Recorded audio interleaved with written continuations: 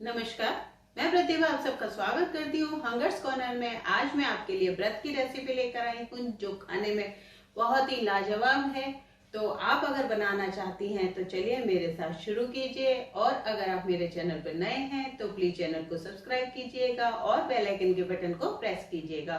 और अगर आपको रेसिपी पसंद आए तो प्लीज लाइक कीजिए, कमेंट कीजिए और शेयर कीजिए। चलिए रेसिपी शुरू करते हैं। तो सबसे पहले आप गैस पे पैन रख लीजिए और पैन जब गर्म हो जाए तो उसमें थोड़ी सी मूंगफली डाल दीजिए। और मूंगफली को हमें थोड़ा सा रोस्ट करना है।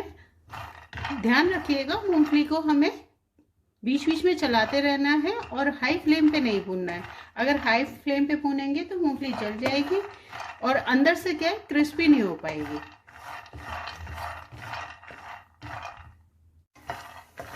ये देखिए भूनते भूनते 5 मिनट हो गई हैं और मूंगफली अच्छे से भुन गई है, क्योंकि मूंगफलियों में से चट चट की भी आवाज आ रही है। और देखिए मूंगफली में क्रैक भी पड़ गए हैं और रंग भी बदल गया है। और मैं आपको दिखा दूं तो ये छिलका भी उतर रहा है। ये देखिए आसानी से छिलका उतर रहा है, मूंगफली टूट भी रही है। तो इसका मतलब ये है कि मूंगफली अच्छे से भुन गई है। तो अब मैं इसे एक प्लेट में निकाल लेती हूँ और उसी पैन में कुछ मखाने डाल दीजिए। मखानों को भी हमें क्रिस्पी होने तक भूनना है। तो आप चलाते जरूर रहिएगा। और चाहे तो आप मखाने भूनते समय 1 चम्मच देसी घी डाल सकते हैं, पर मैं बहुत कम तेल में आपके लिए व्रत की रेसिपी तैयार करना चाह रही हूँ, इसीलिए मैंने अभी तक तेल का इस्तेमाल नहीं करा है। क्योंकि हम व्रत में हेल्दी खाएंगे तो और ज़्यादा बढ़िया रहेगा। और मखानों को रोस्ट होने में 2 से 3 मिनट लगेगी, ज़्यादा टाइम नहीं लगता है। ये देखिए मखाने भी हो गए हैं और मैं आपको दिखा दूं, ये देखिए आराम से टूट रहा है, यानी क्रिस्पी हो गया है। और देखिए बिल्कुल पाउडर की तरह टूट के गिर गया है। तो अब हम गैस की फ्लेम को तो कर देंगे ऑफ और मखानों को छोड़ देंगे पैन में ही, क्योंकि जो थोड़ा बहुत भी अगर अंदर गुंजाइश रह गई होगी तो वो और अच्छे से हो जाएगी। चलिए अब हम आगे की तैयारी कर लेते हैं। मूंगफलियां ठंडी हो गई हैं तो अब हम इसको रगड़ के और छिलके उतार देंगे। ये छिलके उतारना बहुत जरूरी है। ये देखिए बहुत आसानी से उतर रहे हैं ना। ये देखिए सारा छिलका उतर गया है। आप देख रहे हैं एक आध ही कोई मूंगफली होगी जिसपे कुछ छिलका रह गया है। तो अब हम क्या करेंगे, इसको फटक के इसका जो छिलका है वो बिल्कुल अलग कर देंगे। तो मैं छिलके को अलग करती हूँ। ये देखिए इस तरीके से अलग हो गया है और इसको मैं एक कटोरी फेंक दीजिएगा। अब हम क्या करेंगे, एक जार लेंगे और उसमें थोड़ी सी मूंगफली डालेंगे। आप आधी मूंगफली डालिएगा, ज़्यादा हमें नहीं इस्तेमाल करनी है। बाकी आप आगे के लिए रख लीजिए, कोई और रेसिपी बनाते हैं तो उसमें भी वो काम आ जाएगी। तो आपके लिए ये टिप्स है, अगर आप 9 दिन के व्रत रखते हैं तो कुछ चीज़ें आप पहले से ही इस तरीके से प्रिपेयर करके रख सकते हैं।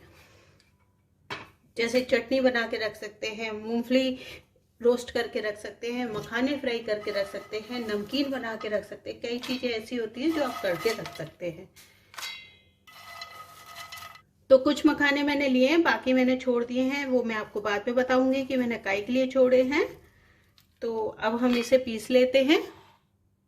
ये मैंने पीस के तैयार कर लिया है और देखिए कितना फाइन पाउडर बन के तैयार हुआ है। तो इसे मैं अभी एक प्लेट में निकाल लेती हूँ।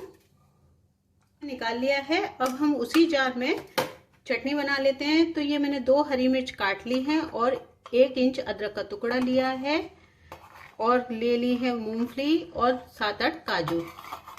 तो ये जो हमने रोस्ट करी थी मूंगफली वो इस्तेमाल कर रहे हैं हम।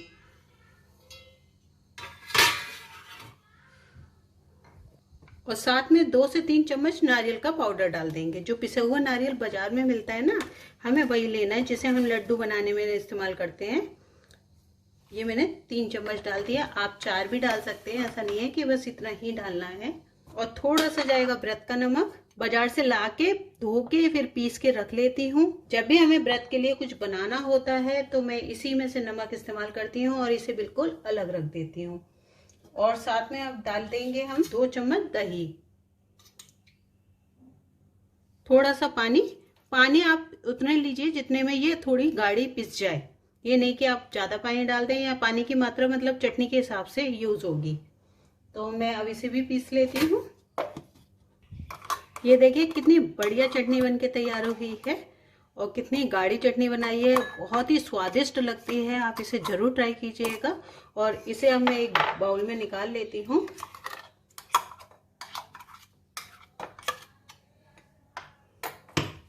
चटनी रख दी मैंने एक तरफ, और अब हम लेंगे ये 3 उबले हुए आलू और इन्हें हम कर लेंगे ग्रेट।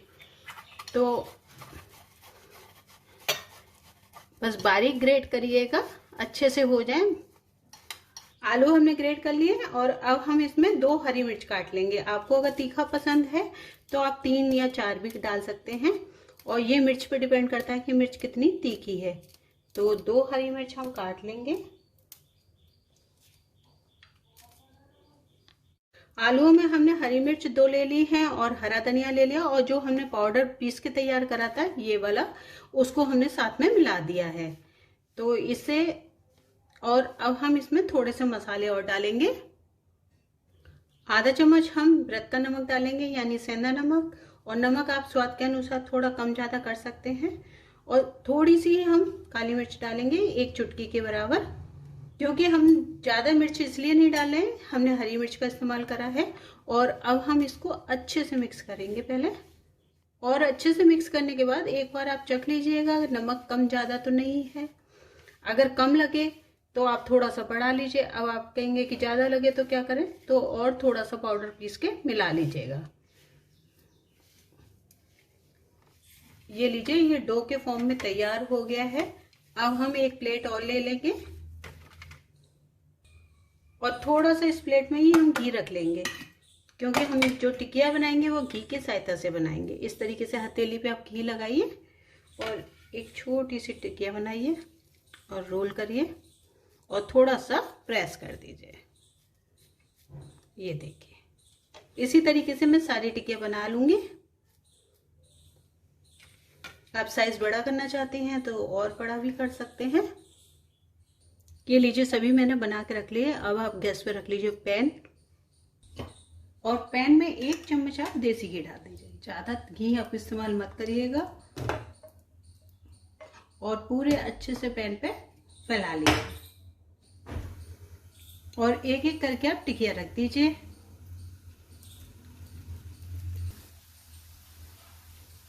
ये देखिए, सारी टिकिया मैंने इसमें लगा दी है, और आप इन्हें धीमी आंच पे कुक होने दीजिए। वैसे इन्हें कुक होने में ज़्यादा टाइम नहीं लगेगा। हमने जितने इंग्रेडिएंट्स लिए हैं, मूंगफली और मखाने, वो हमने भुने हुए लिए हैं, और आलू लिए हैं वो हमने उबले हुए लिए।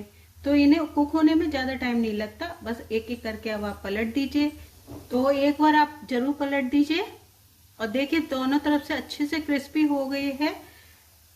और 2 मिनट हम और कुक होने देंगे, इससे ज़्यादा हम टाइम नहीं लगाएंगे।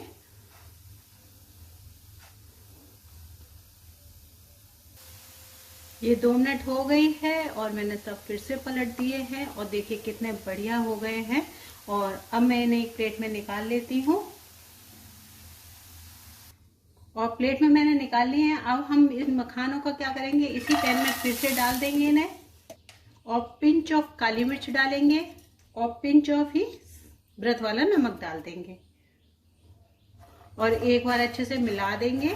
और अगर आपको लग रहा है तो थोड़ा सा आप इसमें घी और ऐड कर सकते हैं, जैसे और थोड़ा सा 1-2 बूंद, जिससे ये होगा कि मसाला अच्छे से लिपट जाएगा मखानों पे। बस इतना ही हमें घी इस्तेमाल करना है। तो ये लीजिए, हमारी व्रत की रेसिपी तैयार हो गई। बहुत ही बढ़िया हमारे कबाब बन के तैयार हुए। आप इन्हें कबाब भी कह सकते हैं और टिकिया भी कह सकते हैं। ये खाने में बहुत ही लाजवाब है। मैं आपको दिखा दूं तो इस चटनी के साथ इसका मज़ा ही बहुत अलग है। और जब आप शाम को चाय पीते हैं तो चाय के साथ आप ये मखाने के स्नैक्स ले सकते हैं। ये बहुत स्वादिष्ट लगते हैं और बहुत फ़ायदेमंद भी होते हैं। और आपने नोटिस करा होगा, ये पूरी रेसिपी मैंने 2 टीस्पून घी में बनाई है, और उसमें से भी घी थोड़ा सा बच गया। तो जो हमने टिकिया को सेट करने के लिए लिया था ना, तो वो 1 बार या 2 बार ही लिया था, बाकी हमारा घी बच गया। जो घी बच गया था उससे हमने मखाने तैयार कर दिए थे। तो आप इस रेसिपी को व्रत में जरूर बना के खाइएगा। और अगर आपको मेरी रेसिपी अच्छी लगी तो प्लीज़ लाइक कीजिए, कमेंट्स कीजिए और शेयर कीजिए। Thank you.